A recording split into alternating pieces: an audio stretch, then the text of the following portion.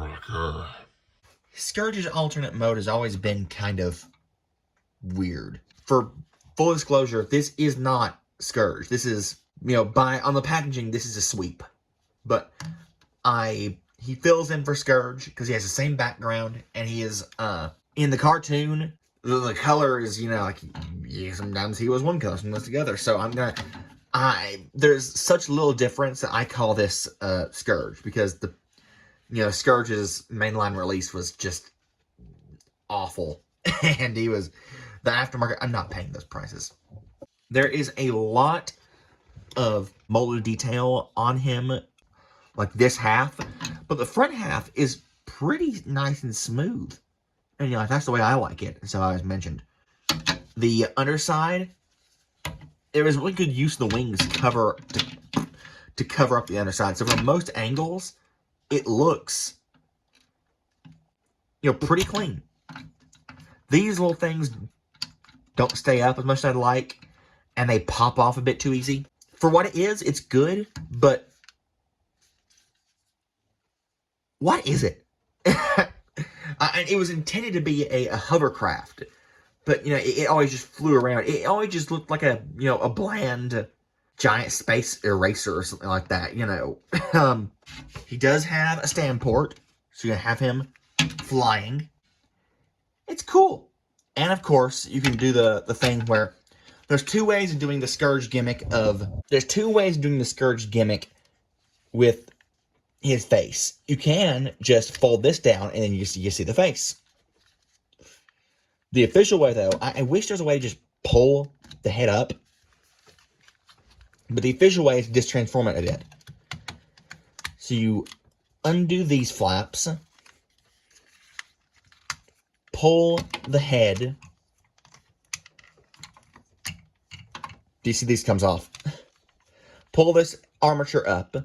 And I'll go into more detail when I actually transform it. Pop this. I'm going to go out later. Flip these back down. You see, they come off way too easy. Up, move it out of the way.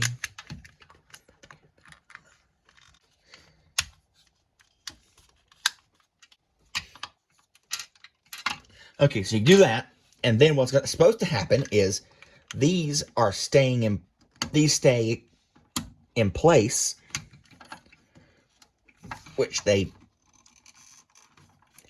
it's tough to peg them on, but they pop out really easy. It's a paradox.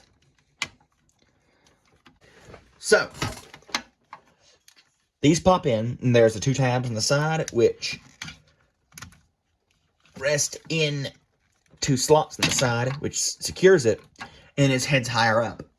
So it's a way of getting the head, pulling up. I wish there was a way just to pull it straight up. But you gotta do a bit of finagling and fiddling to get it in place. But there's no kind way to talk. Well, there is one. It looks stupid, but it looks stupid in the show. And this studio series, this is, supposed to be prime accuracy to the source material. And in terms of accuracy, I wish this went away somehow. Like, maybe you could fold that back up and it'd clear this little piece so you could see the face. But, it does what it's supposed to do. And it does it well. Enough. You can blast effect this guy up. He has a blast effect point on the front of the engine, on his forehead. There's points on, it's more symmetrical, on the other engines, on the sides. And there's points back here on what will be the bottom of his feet, which, most figures have, so you can do, flying poses. So you can have Scourge or a sweep, just... I should say I'm using these because I had them all, and that I can show all of them on. But the blast effect that he comes with is this, which I would really prefer. It's purple, so it's the right color. But what I'd really have preferred is if they had just something more like this, a long and flat thing, but recolored in that color of purple. So you can recreate the scene in the movie when they fired out, what were intended to be laser ropes to tear Ultra Magnus apart. And because that would have just been too hilarious.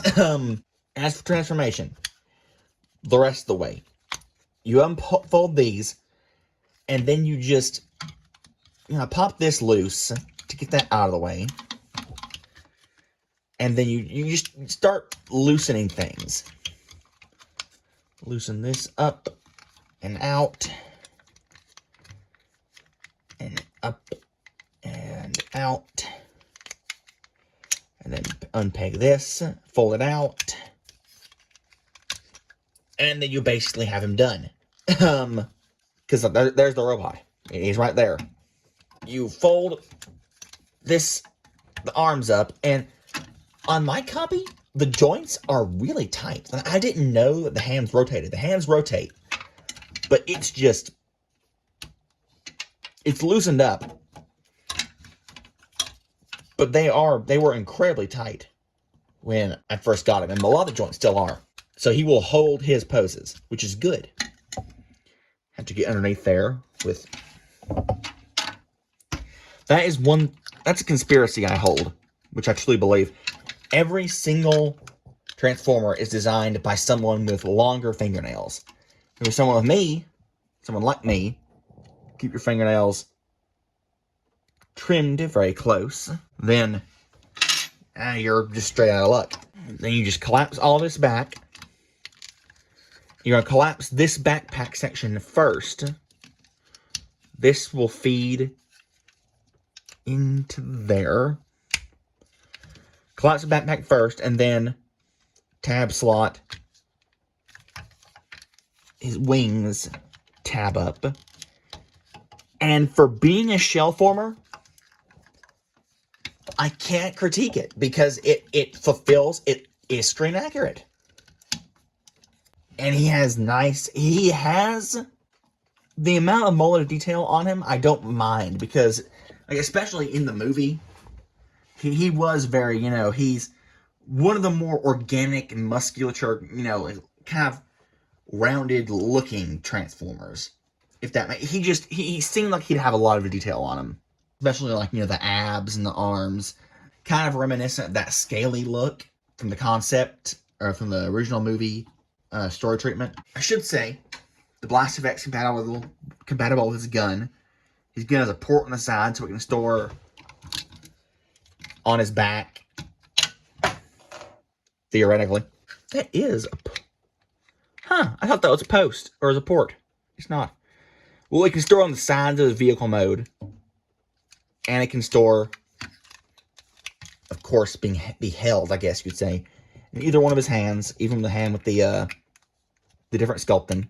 And the one thing that I find odd, which I don't know if this is please someone let me know if he was animated like this, if Scourge or any of the sweeps had this look. His crest is freely rotating. So you can rotate it around to look face forward like that. I never saw him look like this in robot mode or in vehicle mode in the movie or in the cartoons. And I checked. When I got the toy, I went and checked. But I never saw it. So I don't know what that's about.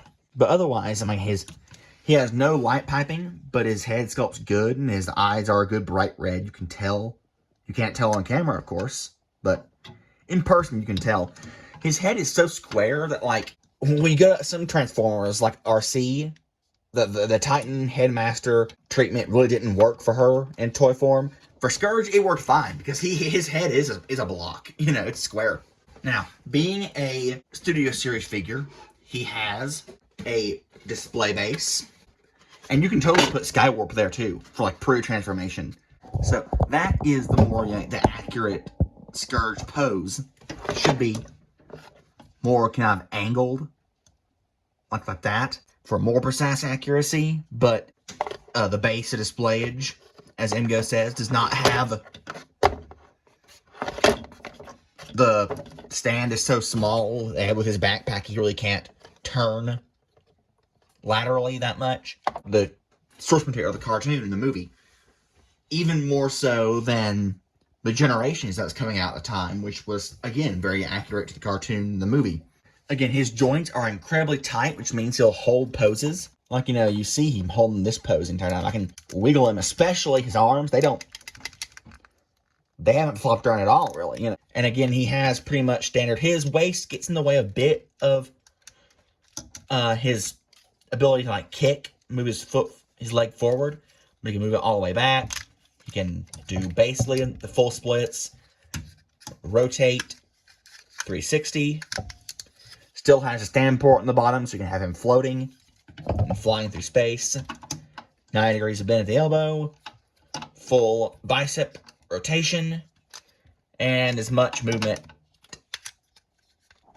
Pretty much unlimited movement at the shoulder aside from the backpack, which you can really, if you really want to, move out of the way. And his head's in the ball joint. There's not much to say about Scourge.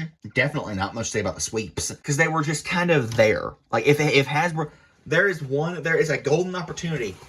You couldn't make it transform, but if like Yellow Park or RED, if they want to make a model kit or a standalone figure of the beefed up, mutated nightmare fuel Scourge when he got the Matrix, like. And, I don't do comparisons much, just because I don't think they're all that interesting. But in terms, like, for scaling, him and Cyclonus look good together.